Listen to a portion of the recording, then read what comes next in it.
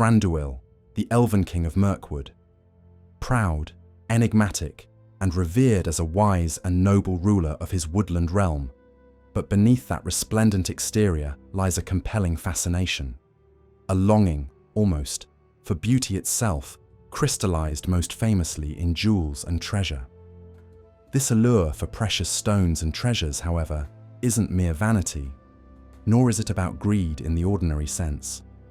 No, Thranduil's fixation is deeply tied to his history, the tragedies of the First Age, and the enduring burdens that haunt the elves. To understand the impact of this fascination, we must journey back through the ages and trace Thranduil's path, from the battles and horrors he survived to the secluded halls of his hidden kingdom in the depths of Mirkwood.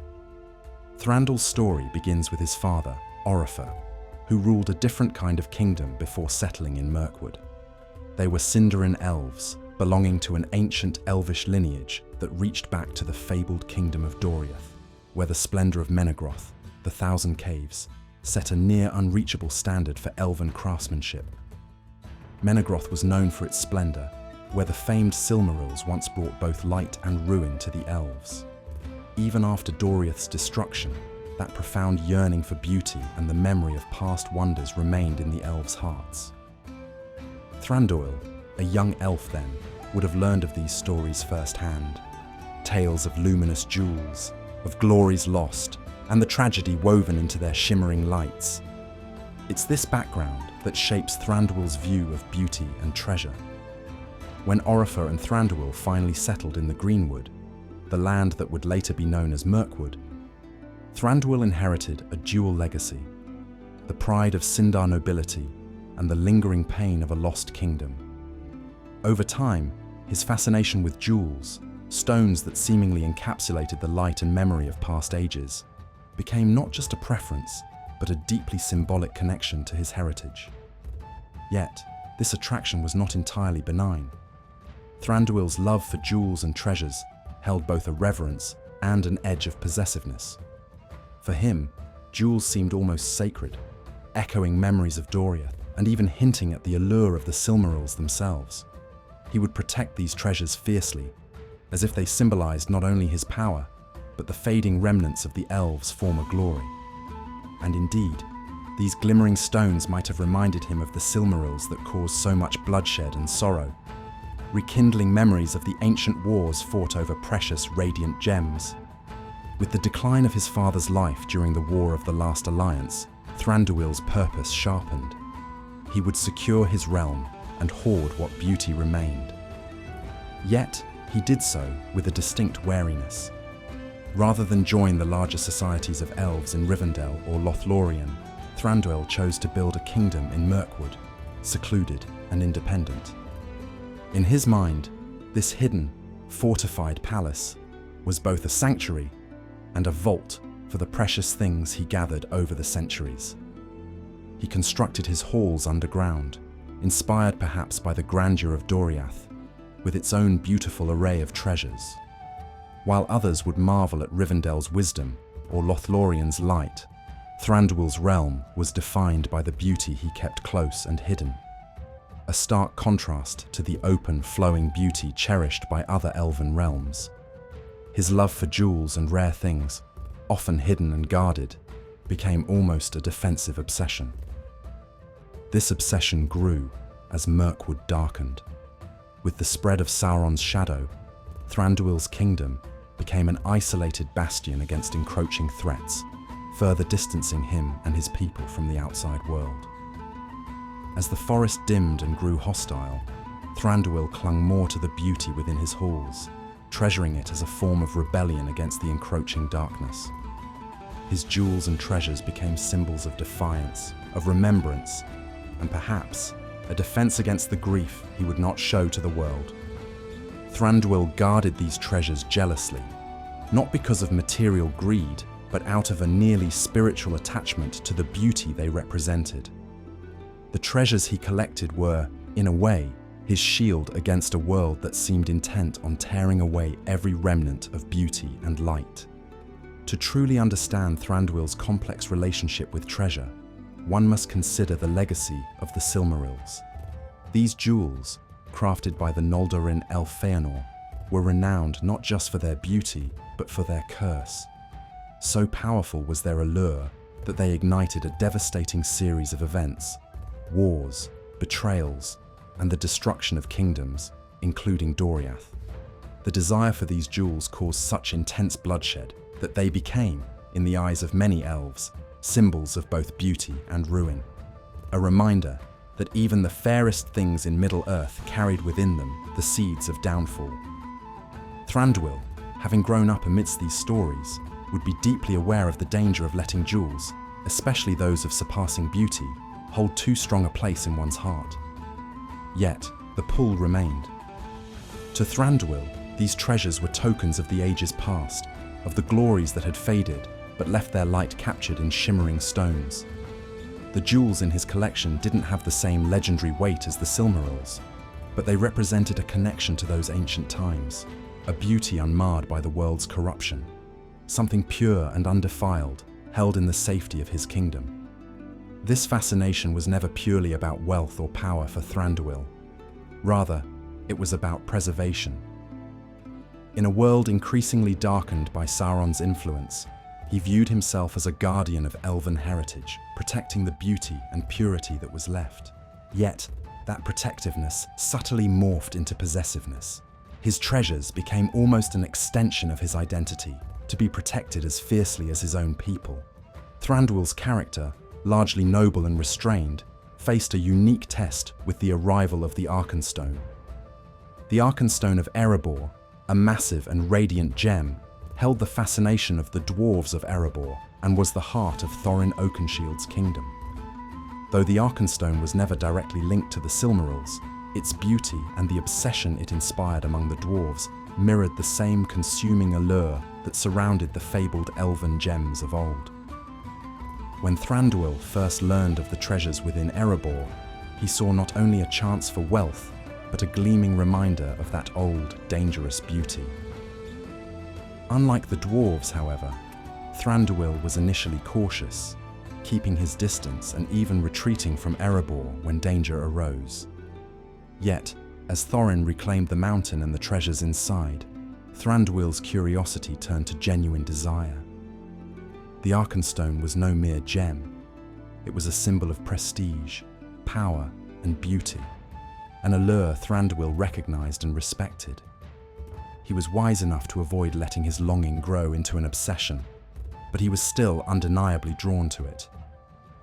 Thranduil, like the dwarves, was enchanted by the promise of having a piece of ancient, pure beauty. When he joined the dwarves and men in claiming a share of the wealth of Erebor after the dragon Smaug's fall, Thranduil's restraint was tested once again. Though he marched with an army to the mountain, he did so under the guise of aiding Bard and claiming what he felt he was owed for Smaug's destruction of Lake Town and his people's previous relations with Erebor's dwarves. Yet, there was no denying that a portion of Thranduil's interest in the treasure was fueled by his fascination with beautiful things, especially something as radiant as the Arkenstone.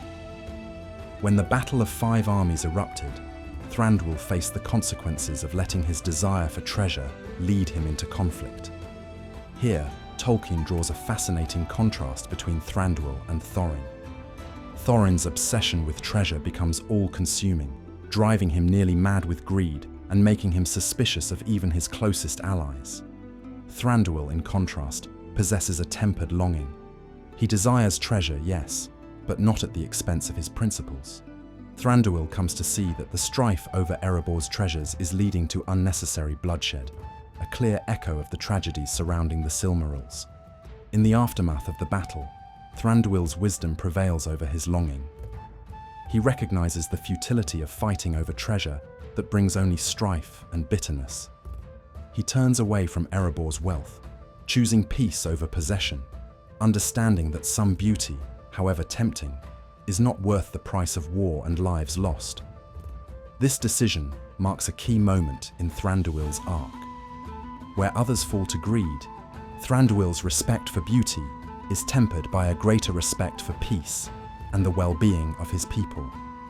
This choice was a significant shift for Thranduil, a reminder that even the purest treasures can lead to ruin if one's attachment becomes too consuming.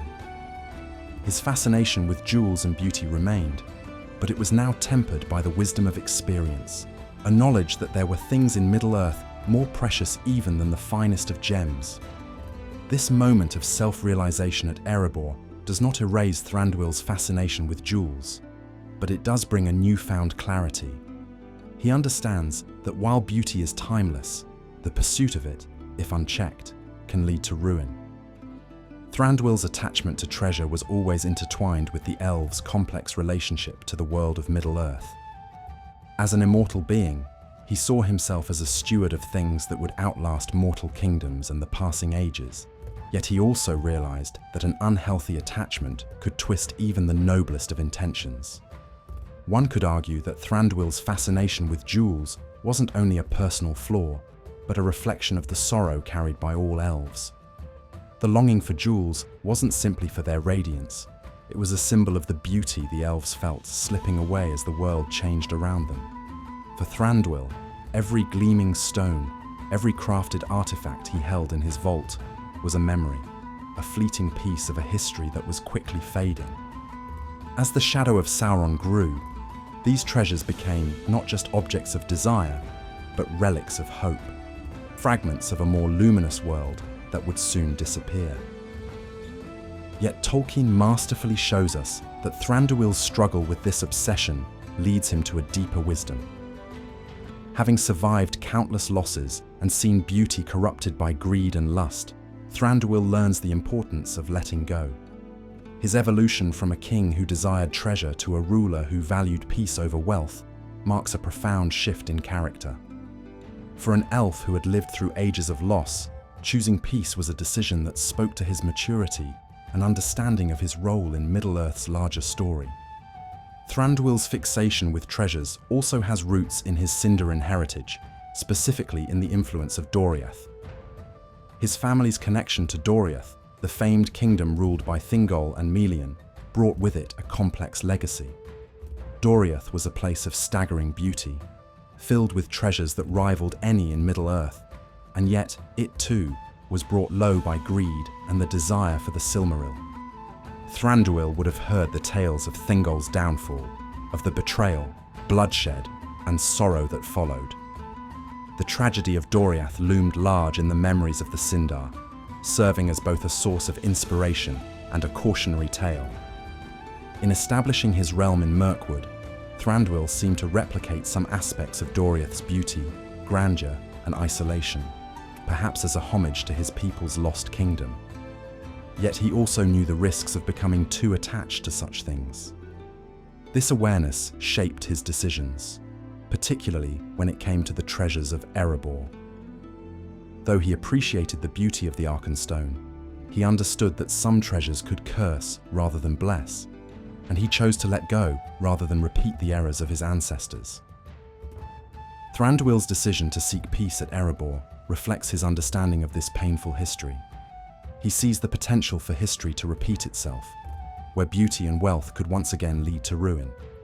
Instead, he chooses to walk a different path, one not dictated by ancient feuds or personal desire, but by a dedication to his people and the world that he, as an elf of the Third Age, would soon leave behind.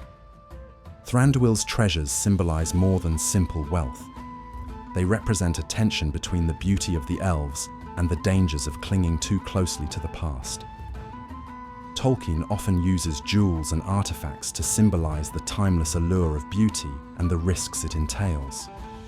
For Thranduil, jewels became both a source of comfort and a test of his wisdom. He loved them not because they made him powerful, but because they were reminders of the fading splendor of his people. In a sense, his jewels were a way to preserve the beauty of the world, but as he learned at Erebor, no material thing, no matter how beautiful, could compare to the peace and lives of the people he was bound to protect. Thranduil's journey with these treasures thus becomes a metaphor for the elves' broader struggle in Middle-earth. The tension between preserving beauty and learning to let go, between guarding history and accepting the inevitable change that time brings. Thranduil's fascination with jewels, then, becomes not merely a personal desire, but a reflection of the elves' own relationship with mortality and change. It speaks to their resistance against the inevitable loss of beauty in a world that grows darker.